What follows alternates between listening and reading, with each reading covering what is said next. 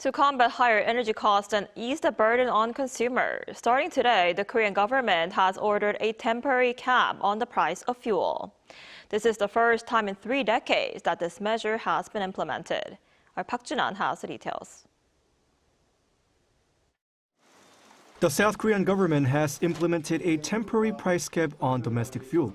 Started from midnight on Friday, it is the first such measure in nearly 30 years since the full liberalization of oil prices in 1997.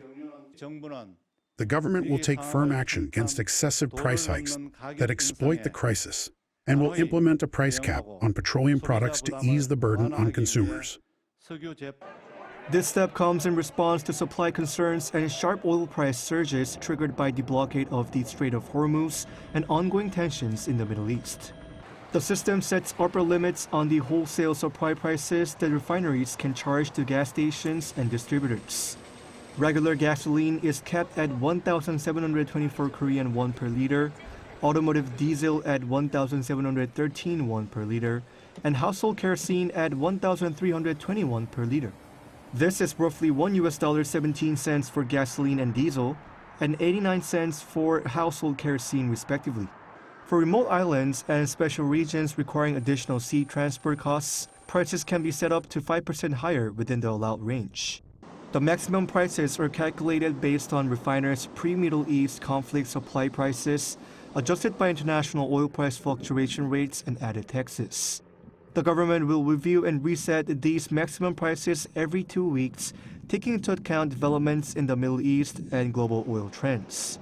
If global oil prices continue to rise, adjustments may increase the caps accordingly. The measure is intended as temporary, and authorities will decide on lifting it based on overall petroleum supply stability and price movements. To support refineries facing potential losses from the caps, the government will provide financial compensation from public funds. Retail prices at individual gas stations are not directly subject to the cap due to regional variations and enforcement challenges. However, the government has strengthened monitoring alongside a ban on hoarding and profiteering. Gas stations that charge unusually high markups compared to their supply prices will be publicly named. If they're caught doing it again, they will face a full investigation by multiple agencies for possible collusion, poor fuel quality, or stockpiling.